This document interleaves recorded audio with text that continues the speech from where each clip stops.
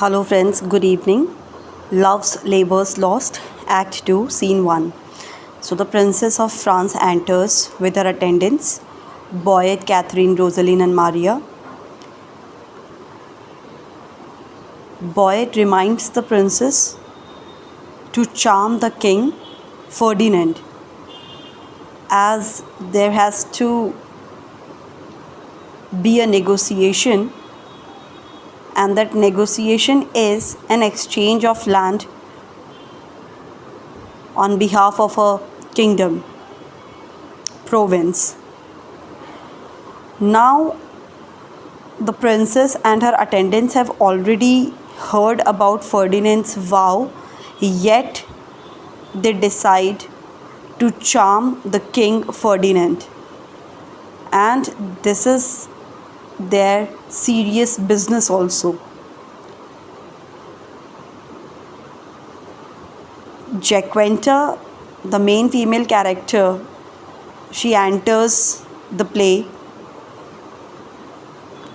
and Ferdinand is already there. His three lords are also there, Ferdinand and the three attendants. Now that they know that princess is here on some serious business,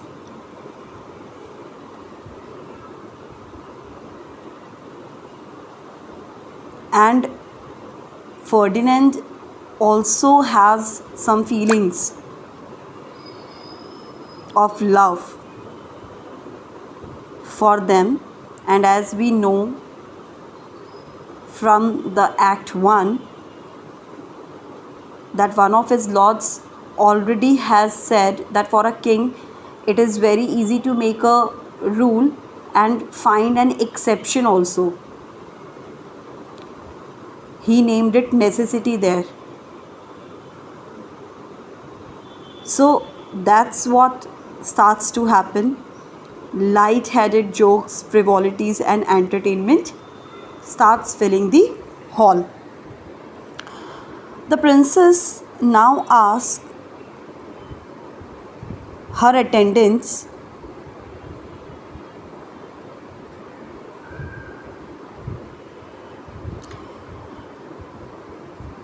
that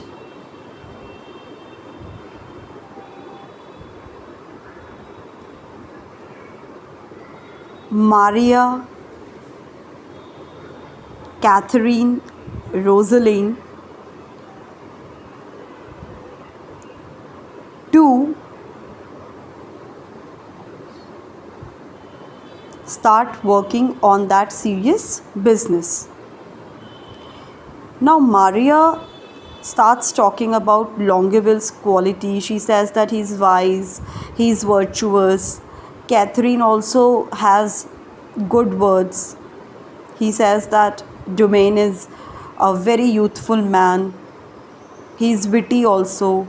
Rosalind tells the princess that Biron is somebody she likes because he's really witty, he's happy, and his wordplay is admirable.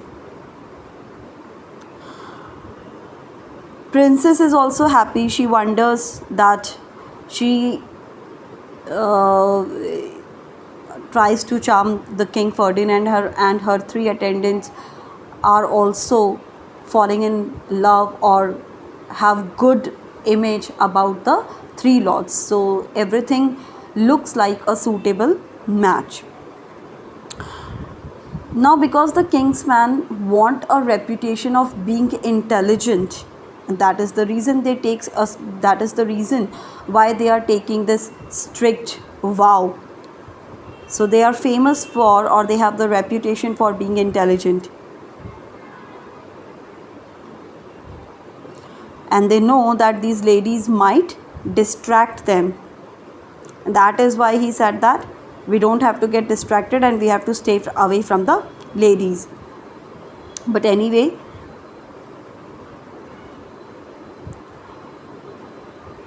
Boyet now comes and he tells the princess that Ferdinand plans to have herself, the princess, and her attendants on a camp outside the court. Now Ferdinand Longueville Domain Biron welcomes them, but she is not happy with the proposal because that is outside the court. She says that I am on a diplomatic business, serious business here, so anything outside the court is not acceptable to me. She denies. Ferdinand understands and he apologizes, and he says that we are also we have also taken a sworn we have also sworn an oath, and that is why this is the dilemma in front of us. What can we do? So he tells her that now I want to resolve this dilemma. You are my host and I want to welcome you like a good host, but this oath is violating, this oath violates it if we are in the court or in the premises. Meanwhile, Biron and Rosalind seem interested in each other. They are talking to each other, they are communicating, and they look engaged. Earlier also we saw that Biron was not happy with such strict conditions, but he agreed because it was the King Ferdinand's order in a way which he could not let go of. Now the three attendants from both sides are talking to each other, they are being witty with each other, they are passing comments, conversations, jokes, everything.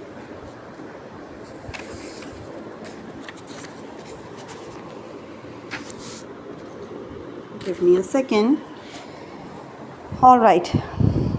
I hope you have the text handy so that we don't miss something important or anything important, so to say.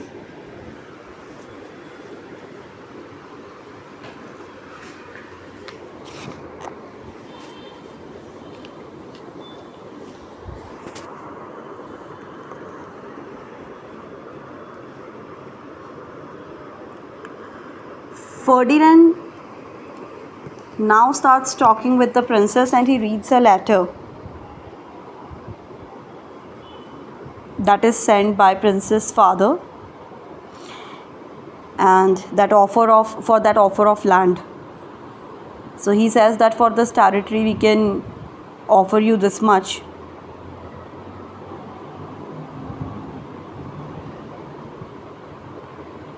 He makes a fair deal and he says that princess is also fair and she would accept it. That is the kind of proposal I am making. But the princess insists that her father has already paid the amount that he is talking about. So he says it is not a fair deal. There is a confusion. Prince says that you have to pay, but the princess says you don't have to. Sorry, we have already paid. Now he says that if you are fair, then show the papers. They are waiting for the papers, and when the papers come, Boyd intervenes and he says that this is important, I will take time to read the papers. As far as the other topics are concerned, interest of love, entertainment, they are not official. Now Ferdinand also says that it will be reasonable if Boyd have a thorough and look at the papers. So they all agree and they say that, princess, let's get outside the court. You will be comfortable there. Let him take his time and study.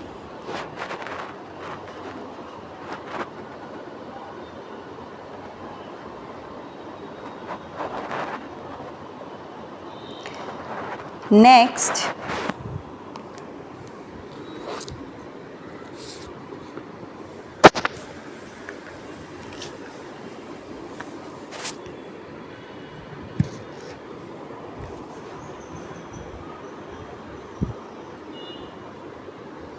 we see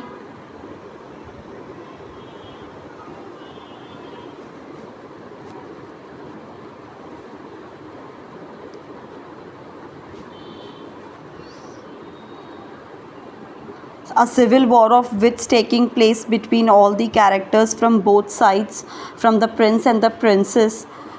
And I am not talking about the constant jokester, and we are not here taking in all the lines because that is not important, but the gist is that a civil war of wits keeps taking place.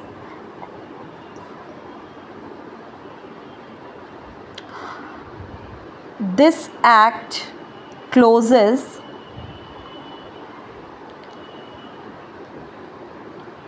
when Ferdinand and his attendants